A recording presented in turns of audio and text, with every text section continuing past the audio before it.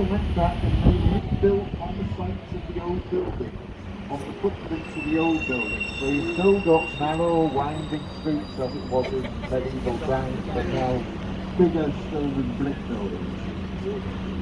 Christopher Wren designed the new cathedral, but not only that, he also designed another 51 churches just for this square mile of the city. And 37 of those still with us today. Mushrooming out of this already sort of crowded environment, you get these modern skyscrapers suddenly zooming up. There's nowhere quite like the city anywhere in the world. Typical example of the narrow streets. Bow Lane to the left here.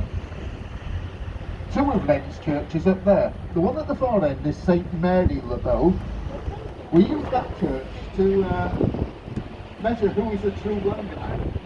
A true Londoner, or Cockney as we call them, should be born within the sound of Bow Bells. So if you can hear the sound of that church from your birthplace, hey, you've got a Londoner, thought like this lot, know what I mean? I don't do that very well, so I can give you more excuse. But where we are now is also on top of 2,000 years of history. Below us here, the Roman remains. Romans founded this city 2,000 years ago. In this one building, right,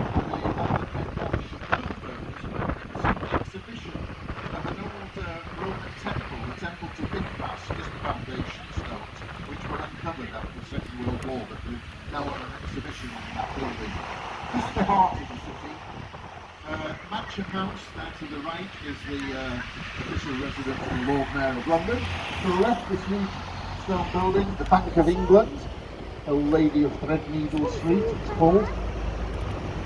And we're now heading our way down towards London Bridge. Virtually the point where London was born, founded by the Romans 2,000 years ago, 43 AD, the Emperor Claudius